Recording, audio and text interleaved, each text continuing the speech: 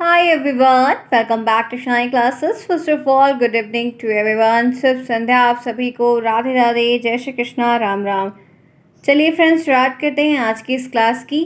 आज है मंडे, तारीख है हमारी 31 जुलाई और कह सकते हैं कि आपका अगस्त का सेशन जो है वो स्टार्ट होने वाला है। 30 दिन का हमारा अगस्त रहेगा और इस अगस्त के महीने में हमें हर एक सब्जेक्ट में कम से कम एटलीस्ट कुछ नहीं तो तीन सब्जेक्ट, तीन चैप्टर्स ज़रूर क्लियर करने। इसलिए बी फोकस, अब ध्यान से समझिए, हर चीज़ को सुनिए। डेली क्लासेस आपकी होगी, शाम को 5 बजे आपकी क्लासेस रहेगी और आपकी एक क्लासेस शाम को रात में 9 बजे रहेगी। 2 क्लासेस आपकी होगी। आपको दोनों चैनल सब्सक्राइब करके रखना है, शालिनी क्लासेस और क्लासेस बाई शालिनी, ताकि हर एक चीज़ आपको पता चलती रहे।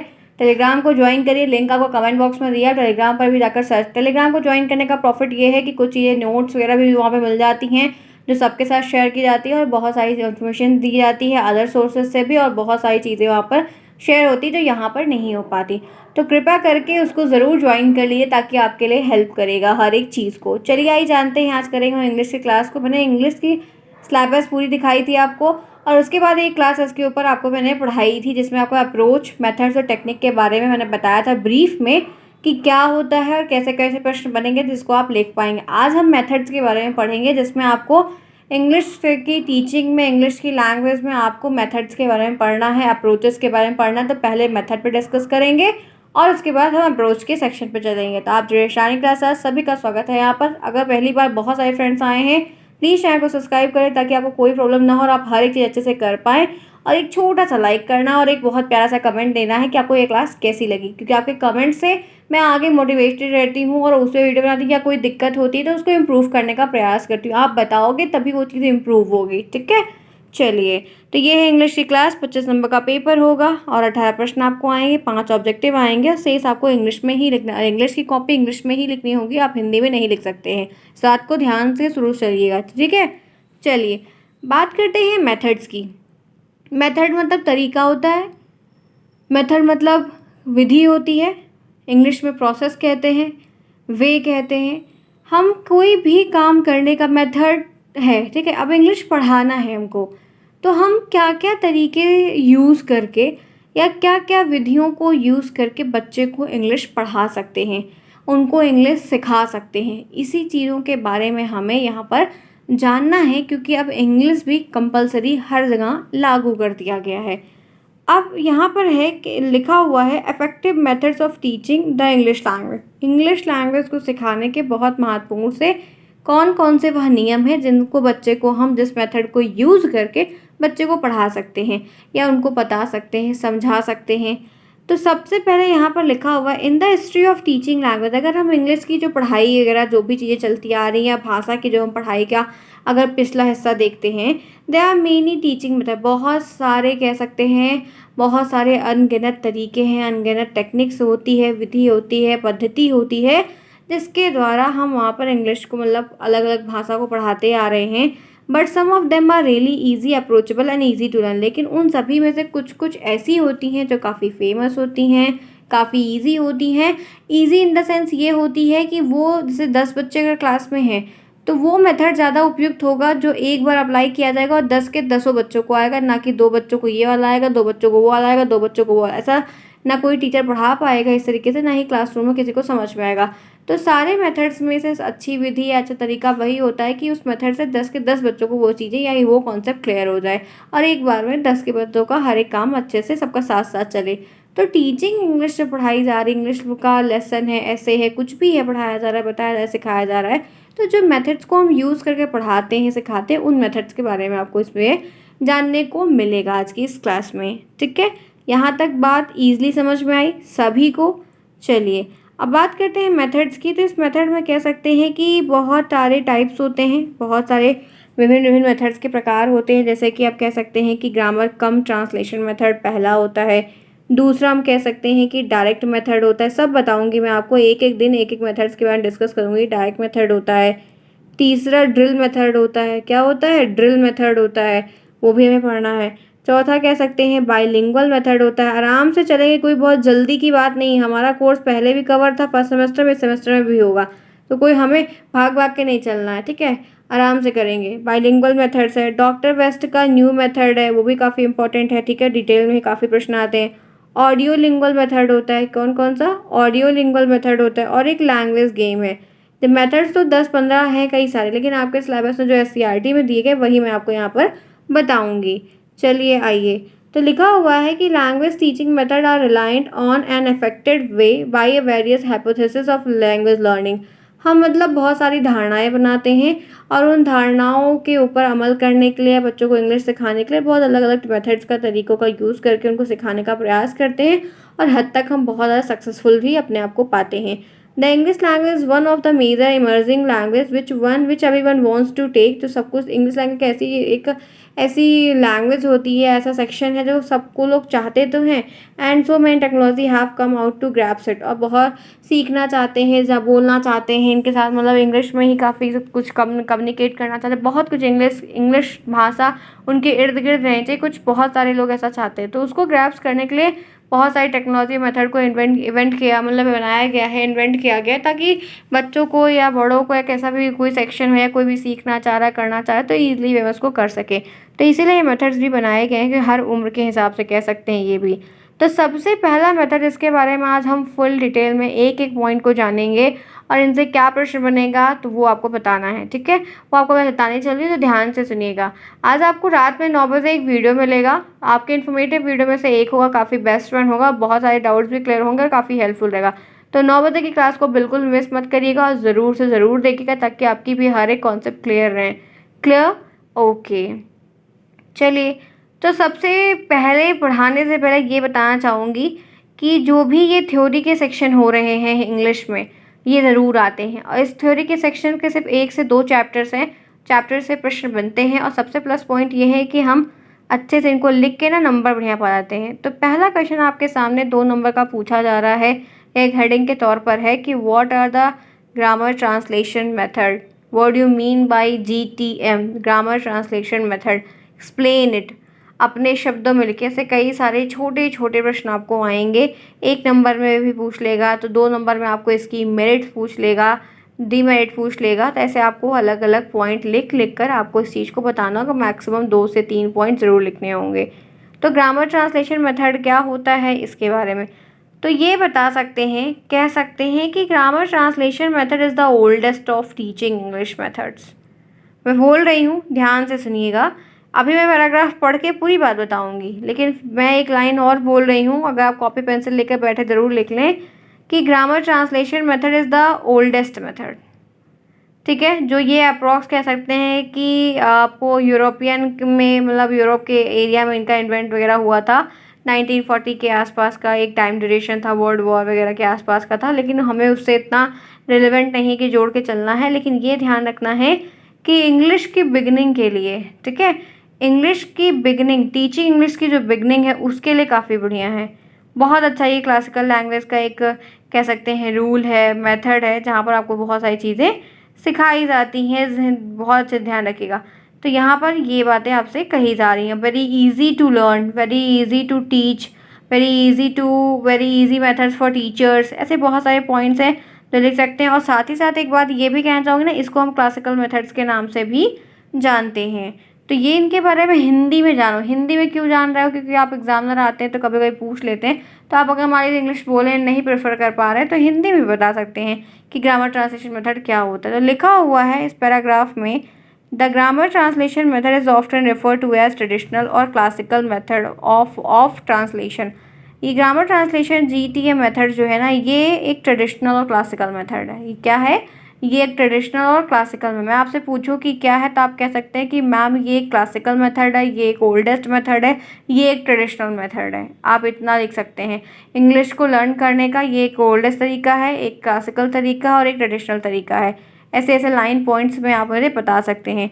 इट इज़ अ वे, यह वह रास्ता है to of making sure that both the target language as well and target language जो होती है जो हमें सीखनी है, ठीक है। टारगेट लैंग्वेज जो होती है जिसमें हमारा टारगेट होता है, हमारा पॉइंट होता है। नेटिव लैंग्वेज वो होती है जो हमारे लोकल में रहती है, जहाँ पर हम बढ़ रहे हैं, तेज़ी से विकास हो रहा है, सीख रहे हैं। तो कह सकते हैं कि ये एक ऐसा वे है, ऐसा रास्ता है जो ये श्योर करता है, जो ये सर्टेन करता है, जो ये फिक्स करता है कि हम टारगेट लैंग्वेज तो as well as native language are translated in the best way. तो टारगेट लैंग्वेज तो हमें आती है, उस पर हमने मतलब सब कुछ, जैसे टारगेट लैंग्वेज आती कैसे, क्योंकि नेटिव लैंग्वेज से कमांड है, और नेटिव लैंग्वेज जो हम बोलते हैं उसको ट्रांसलेट करने का। आप जैसे अभी बहुत सारे बच्चे ऐसे हैं जो इंग्लिश नहीं बोल पाते हैं, बहुत सारे पढ़ भी नहीं पाते हैं, ठीक है, लेकिन जो इंग्लिश प्रॉपर बोल नहीं पाते तो क्या करते हैं, उसको जोड़ने का प्रयास करते हैं, पहले हिंदी जो भाषा बोलते हैं उससे उसमें चेंज करने का प्रयास करते हैं। तो कहीं ना कहीं ये भी मेथड ऐसा ही है, ठीक है। इसमें ट्रांसलेशन बहुत होता है, ट्रांसलेशन बहुत किया जाता है, और उनके बेस पे फिर बच्चा धीरे धीरे हर एक चीज़ को, चाहे वर्ड हो, फ्रेज हो, सेंटेंस हो, आर्टिकल टू आर्टिकल हो, वो चेंज करता है। चेंज करते करते करते करते करते करते वो एक दिन सीख जाता है। तो ये मेथड लंबा भले होता है लेकिन काफ़ी सर्टेन और फुलफिलमेंट वाला होता है, कि बच्चा टाइम भले लगता है लेकिन वो सीख जाता है प्रॉपर तरीके से। It ensure that the language are both use in a correct way. ये इंश्योर कर देता है कि हम इसको सही वे में अगर यूज़ कर रहे हैं, and the context in which a paper is written. Of example मतलब ये है कि जो भी चीज़ें पेपर में ऑन रिटन है या जो कुछ भी करना है वो बहुत फास्ट हो जाएगी, ईजी हो जाएगी, अगर आप ऐसे मेथड्स को यूज़ करके पढ़ा रहे हैं या पढ़ रहे हैं। Thus it is possible for the student, बच्चों के लिए पॉसिबल है। Include this method their studies as will teach them to read and study a foreign language. ये मतलब ऐसा आपकी पढ़ाई लिखाई के लिए हेल्प करेगा, बढ़िया आपको मदद मिलेगी, जहाँ पर आप इसको बढ़िया प्रॉपर तरीके से पढ़ोगे भी, पढ़ाओगे भी, ऐसा कर सकते हैं। और आपको फॉरेन लैंग्वेज जो विदेशी भाषा सीखनी, वो आप आसान ही तरीके से ईजी वे में कहीं अलग अलग सोर्सेज की डिफरेंट डिफरेंट जगह की भाषा को सीख सकते हैं, ठीक है। Further more it also teach them how to translate the. और फिर जब हम धीरे करके वर्ड को चेंज करते हैं, पहले हम डायरेक्ट ट्रांसलेट नहीं करते हैं कि कोई चीज़ हमने हिंदी में लिखी और डायरेक्ट हमको जो जैसे तुर्की की भाषा सीखनी है, कुवैत की सीखनी है, तो हम वहाँ की भाषा क्या तुरंत चेंज कर पाएंगे? नहीं कर पाएंगे। तो तोड़ तोड़ के करेंगे कि इसको क्या कहते हैं, इसको क्या कहते हैं। फिर लास्ट में हम जब होता है तो एक कंप्लीट ट्रांसलेशन कह सकते हैं, कर सकते हैं, क्योंकि फिर हम वहाँ पर उस चीज़ को रहकर 2 महीने, 4 महीने, 10 साल जो भी रहता है टाइम ड्यूरेशन, उसको सीख जाते हैं। तो कह रहा है कि grammar translation is that student will learn and memorize the grammatical rule. जैसे बच्चे कुछ चीज़ों को याद भी करते हैं, मेमोरी में रखते भी हैं ग्रामर के रूल्स को, both of the target language के लिए और उसकी नेटिव लैंग्वेजेस के लिए भी। इसका मतलब है this mean they would be able to translate text and document. ये मतलब इनमें क्षमता होती है कि टेक्स्ट को और डॉक्यूमेंट्स को ये ईजिली कन्वर्ट कर सकते हैं, and from the target language to the native, अपनी जो टारगेट लैंग्वेज उससे नेटिव लैंग्वेज की तरफ। तो अलग अलग है तरीके जहाँ पर ये चीज़ सीखनी होगी। तो जैसे कि आप जैसे कॉपी लिख रहे हैं, तो कॉपी में क्या पॉइंट लिखें, तो मैंने कई सारे यहाँ पर पॉइंट आपको दिए हैं, तो आप इस तरह से बनाकर लिख सकते हैं, या ये लिख सकते हैं the grammar translation method is often refer to as traditional और क्लासिकल मेथड ऑफ ट्रांसलेशन। जैसे आपको पूछ रहा है 1 नंबर में, तो 1 नंबर में ये डेफिनेशन सभी बच्चे इंपॉर्टेंट है, इसको लिख लें, नोट डाउन करिए जल्दी से। मैं आप सभी को यहाँ पर दिखा रही हूँ, फटाफट पहले तो काम करिए, स्क्रीनशॉट ले लीजिए। तब कोई चीज़ कहूँ नोट डाउन करिए, तो आप अगर नहीं कॉपी पेन है तो स्क्रीनशॉट लीजिए, ताकि आपको ये चीज़ याद रहे, ठीक है। यहाँ तक क्लियर हुआ? सभी को बात समझ में आई? सभी बच्चों को, प्रत्येक बच्चों को कुछ कुछ बातें समझ में आई कि ट्रांसलेशन क्या है, क्या चेंज हो रहा है, ओल्ड मेथड को नया मेथड में चेंज किया जा रहा है, ओल्ड भाषा से जो लोकल हमें आती है उससे हम नई भाषा कैसे सीख रहे हैं अपने पुरानी लैंग्वेज के बेस पर। तो यही इसमें बताया जा रहा है, ठीक है। चलिए, जिन्होंने क्लास को अभी तक नहीं लाइक किया फटाफट लाइक करिए, do it fast each and everyone. चलिए चलिए जल्दी से करिए, फिर हम आगे बढ़ते हैं और इनके बारे में और भी चीज़ें जानते हैं। एक दिन में एक एक मेथड, 2 2 मेथड करके करवा दूंगी, चीज़ें आपकी जल्दी से प्रॉपर तरीके से हो जाएंगी। बस अपनी टाइम पंक्चुअलिटी बनाइए, आइए, ठीक है। चलिए फ्रेंड्स, कर लिया, स्क्रीनशॉट ले लिया, लाइक भी कर लिया, आगे बढ़िए, आइए। अब बात करते हैं कि कैरेक्टरिस्टिक क्या है। लिखने को आता है कि ग्रामर ट्रांसलेशन मेथड की 2 या 3 कोई भी कैरेक्टरिस्टिक को एक्सप्लेन करिए, बताइए। तो पहली अगर हम कैरेक्टरिस्टिक की बात करते हैं, विशेषता की अगर हम बात करते हैं, तो कह सकते हैं it help to learn a foreign language. Foreign language को सीखने में यह आपकी मदद करता है। And it correct state sentence structure, और जो सेंटेंस के स्ट्रक्चर्स होते हैं ना, उनको ये करेक्ट करता है, उनको करेक्ट करने में भी आपकी हेल्प करता है, क्योंकि सेंटेंस के जो स्ट्रक्चर होते हैं वो रूल्स के अकॉर्डिंग चलते हैं। अगर आप उन रूल के अकॉर्डिंग उसमें नहीं चेंजेस लाएंगे तो आपको पढ़ने में गलत लगेगा, गलत हो भी जाएगा। तो कैरेक्टरिस्टिक ऑफ जीटीएम में है it helps to learn a foreign language. आपको विदेशी भाषाओं को सीखने में मदद तो मिलती ही मिलती है, और सेंटेंस भी आपके सेंटेंस स्ट्रक्चर्स में भी काफ़ी ज़्यादा इम्प्रूवमेंट देखने को मिलती है। आगे बढ़िए, allow the student to be able to read and write a new language. और बच्चों को यहाँ एक ऐसा मेथड होता है जो अलाउ करता है या अलाउ हो जाता है धीरे धीरे कि टू एबल रीड, वो अपनी मर्जी से रीड कर सकें, पढ़ सकें, देख सकें, जांच कर सकें और भी क्वेरीज वगैरह कर सकें। तो ये काफ़ी इंपॉर्टेंट है। To enable student to use interchangeable word and phrase, बच्चों को अलग अलग वर्ड और फ्रेज को यूज़ करने के लिए, इंटरचेंज करने के लिए काफ़ी प्रेरित किया जाता है कि इसको क्या कहते हैं। जैसे सिनोनिम्स होता है, एक चीज़ की 3-4 पर्यायवाची होती है, पर्यायवाची को इंग्लिश में सिनोनिम्स कहते हैं। तो उसमें जो है वर्ड फ्रेज को तोड़ तोड़ के मतलब चेंज करना है, किसके इसकी जगह पर हम ये लिख सकते हैं या बता सकते हैं, तो काफ़ी ईजी हो जाता है। तो इसलिए पहले उसकी वर्ड पावर भी काफ़ी अच्छी हो जाती है।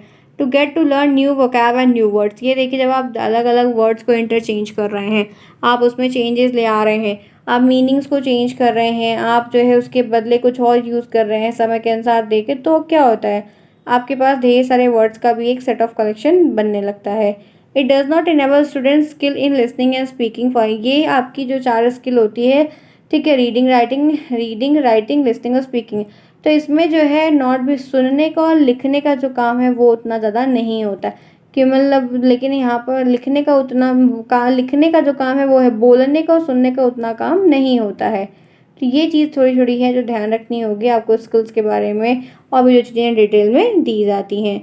आगे बढ़िए, GMT classes are primarily conduct in the mother tongue, और इसका सबसे मेन पॉइंट ये है कि जो आपकी मातृभाषा होती है उसी में कंडक्ट की जाती है, फिर धीरे धीरे करके इसमें साल 2 साल 4 साल 5 साल में करके इसमें परिवर्तन लाया जाता है, जो कि गवर्नमेंट को तो पता होता है, लेकिन फिर भी काम डिले चलता ही चलता है। क्लियर सभी को? चलिए आगे बढ़िए, आगे आते हैं। और एक पॉइंट है, focus on pronunciation and communication aspect is lesser than reading and writing. ये जो बोलने वाली कला है, उच्चारण की और बात करने की, इसमें ग्रामर ट्रांसलेशन मेथड में इनमें ज़्यादा फोकस किया जाता है, ना कि आपके पढ़ने और लिखने पे, ठीक है, इस पे इतना फोकस नहीं होता जितना इन दोनों पे किया जाता है। चलिए फ्रेंड्स, फिर अब बात कर लेते हैं मेरिट्स ऑफ GTM। क्या है ये? मेरिट्स में एडवांटेज में लिख सकते हैं, आती है, ठीक है, आपको यह परिभाषा, मतलब आपको परिभाषा भी आएगी, इसके एडवांटेज डिसएडवांटेज कैरेक्टरिस्टिक 2-2 3-3 आती है, तो ध्यान रखिए, जो इजी लगे वो नोट डाउन कर लीजिए। अब पहला पॉइंट पढ़िए, आप सभी रीड करिए क्या लिखा है, आप ज़रूर एक बार रीड करिए, एक बार मेरे साथ रीड करेंगे, एक बार में तो आपको 2 बार ये हो जाएगा क्लियर।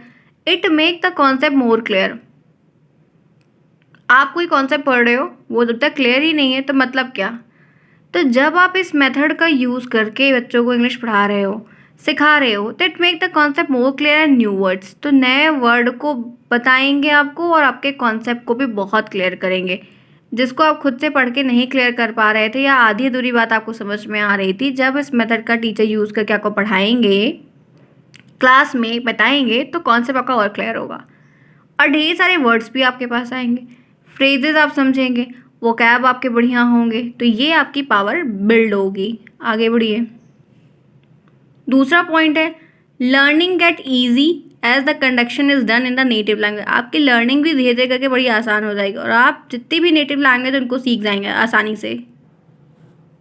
नेक्स्ट पॉइंट देखिए, it promote the skill of reading and writing, ये इंपॉर्टेंट है, ठीक है, ये आता है कि इस मेथड के थ्रू कौन सी आपकी स्किल डेवलप होती है, तो पढ़ना और लिखना।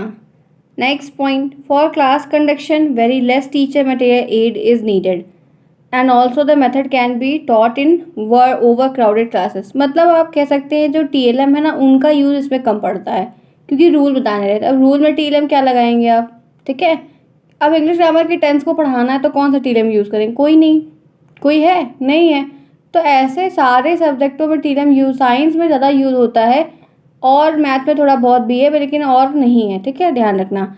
Student feel comfortable as the mother tongue, बच्चे बड़े कंफर्टेबल एकदम आरामदायक महसूस करते हैं क्योंकि उनकी मातृभाषा जो रहती है वही उनको फोकस किया जाता है और उन्हीं के बेस पे वो उसको चेंज करने का सीखते हैं, फिर धीरे करके जब बहुत चेंजेस आते रहते हैं, सीख जाते हैं, तो वो क्वेश्चंस वगैरह को आस्क करते हैं। सडनली तो कोई करता नहीं, डरते रहते हैं, लेकिन जब समझ जाते हैं तो धीरे धीरे करके पूछते हैं। अब चलिए बात कर लेते हैं इनमें क्या दिक्कतें हैं। डीमेरिट का मतलब आपकी डिसएडवांटेज, तो ये भी तो जानना ज़रूरी कि इसमें क्या क्या चीज़ें दी गई हैं, तो आपको लिखने को आएगा कि ग्रामर ट्रांसलेशन मेथड की कोई 2 डिसएडवांटेज बताइए, 2 या 3।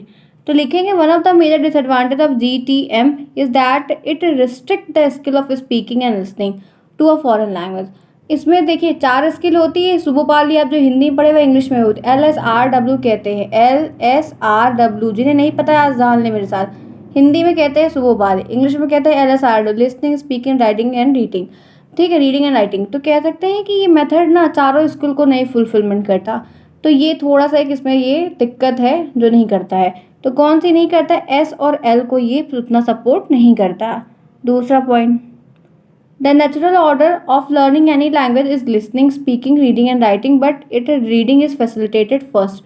ये जो है ना एक जो LSRW जो ऊपर एक क्रम बताया मैंने वो ये फॉलो अप होता है। यही होता है कि पहले L का मतलब क्या सुनो, फिर बोलो, फिर पढ़ो, फिर लिखो, यही नियम है। लेकिन ये डायरेक्ट पढ़ने को ज़्यादा फैसिलिटेट करता है, उसको ज़्यादा बड़ा बनाता है, उसके बारे में ज़्यादा बातें करता है, मतलब उसके बारे में उस स्किल को खूब ज़्यादा डेवलप करवाता है। चलिए नेक्स्ट पॉइंट, प्रॉपर कन्वर्सेशन। जो आपका कन्वर्सेशन हो रहा है, जो आप बातें कन्वे कर रहे हो, बात कर रहे हो, सीख रहे हो, उस स्किल में इन अ फॉरेन लैंग्वेज में इट स्टिल रिमेन हर्डल। ये क्या करता है, उसको नॉर्मल मतलब रखता है, बहुत ज़्यादा नहीं, बहुत ठीक ठाक ही, ठीक है, उतना ज़्यादा नहीं, क्योंकि बोलने को उतना सपोर्ट जल्दी करता नहीं है। तो इस वजह से थोड़ी बड़ी ये दिक्कतें आपको इसमें देखने को मिल जाती हैं। और प्रॉब्लम क्या होती है ना कि हर स्पीकिंग के रास्ते से सारे बच्चे नहीं सीख पाते हैं, सारे बच्चे नहीं बोलते हैं, क्योंकि शुरुआत बहुत बच्चे जो एक्सट्रोवर्ट है वही बोलते हैं, इंट्रोवर्ट जल्दी बोलते ही नहीं। तो इसमें ये स्किल उतनी फ़ायदेमंद नहीं होती है। GTM focus on formal and bookish grammar rule. ये फॉर्मल तरीके से रहता है, नॉर्मल एकदम जो ग्रामर के रूल्स है बुकिस वाले उनमें थोड़ा बहुत रहता है। It does not enhance proper learning of. ये फॉरेन लैंग्वेज को तो सिखा रहा है, लेकिन एकदम प्रॉपर जो फॉरेन लैंग्वेज में ग्रामर चलती है उस वे से आपको नहीं सिखाते हैं, क्योंकि फिर आपको वो पढ़ना आएगा ही नहीं। It take time to translate. ये समय लेते हैं, ठीक है, ये समय लेते हैं, समय लग जाता है। पहले आप उसको हिंदी में से आपको ट्रांसलेशन सीखना है, ट्रांसलेशन नहीं आता है, फिर बहुत सारे बच्चे टेंस के रूप में पहले उसको चेंज करेंगे, सब्जेक्ट लगाएंगे, क्या ऑब्जेक्ट है, ये वर्ब है, फिर चेंज करेंगे, फिर ऐसे ऐसे पलट के करेंगे। तो कहीं ना कहीं दिखा जाता है कि मदर टंग का इस्तेमाल करते करते बच्चे क्या करते हैं, उसमें ट्रांसलेट करने का प्रयास करते हैं, तो काफ़ी लंबा वक्त, जो चीज़ आपको 1 सेकंड या 2 मिनट में हो जानी चाहिए थी वो 5-6 मिनट में होती है। तो काफ़ी टाइम टेकिंग प्रोसेस हो जाता है, और जब बड़े बड़े पैराग्राफ रहते हैं तो और टाइम लगता है। तो ये टाइम किलिंग का एक मेथड भी कहा जाता है। तो ये सारे पॉइंट्स थे, मैंने आपको पता है। तो क्या कोई बच्चा ऐसा अभी तक यहाँ पर है जो बात को समझा नहीं? एक बात ध्यान रखिए कि आपको इसी तरीके से आपकी कॉपी में लिखना होगा, आएगा प्रश्न आपको आता है, कैरेक्टरिस्टिक बताइए ग्रामर ट्रांसलेशन की, एडवांटेज बताइए, इसकी डिसएडवांटेज बताइए। तो दोस्तों देख लो, सिंपल है, आएगा 3-4 तो ज़रूर आप इसमें से पॉइंट आउट कर लो। आपको जो आज मैंने आपको यहाँ पर ग्रामर ट्रांसलेशन मेथड से शुरुआत की, जिसमें ये ग्रामर ट्रांसलेशन मेथड क्या है वो बताया। उसके बाद फिर मैंने आपको इसकी जो कैरेक्टरिस्टिक बताई, कैरेक्टरिस्टिक जो होती है 3-4, 2 कोई कम से कम 2 तो पक्का याद रखिए ये आपको। उसके बाद फिर मैंने आपको इसकी मेरिट्स बताई है, तो कोई मेरिट्स यहाँ पे और डीमेरिट बताई। तो इस तरीके से बेसिक माइन्यूट से प्रश्न आएंगे जो आपको करने होंगे। तो फ्रेंड्स ये हो गई आज की इस क्लास पूरी। यहाँ पर मुझे उम्मीद है क्लास अच्छी लगी होगी, आपने इंग्लिश पढ़ा और सीखा जाना। सारी क्लासेस करेंगे टाइम टू टाइम, आप टाइम पर आइए, सीखिए, एंजॉय करिए। फिर कोई प्रॉब्लम होती है कमेंट बॉक्स में पूछ सकते हैं। आप सभी को नोट्स बनानी तो यहाँ क्लासेस से बना लीजिए, अदरवाइज अगर आप नहीं बनाना चाहते, सिर्फ क्लास लेना चाह रहे हैं, तो आप टेलीग्राम पर जाकर परचेज कर सकते हैं। आपको हर चीज़ मिलेगी, बताई जाएगी, प्रॉब्लम नहीं होगी। बेस्ट से बेस्ट हम लोग सेकंड जैसा फर्स्ट पढ़े थे वैसा सेकंड बहुत अच्छे से पढ़ेंगे। मिलते हैं फिर नेक्स्ट में, तब तक के लिए take care, bye bye, see you soon, best of luck.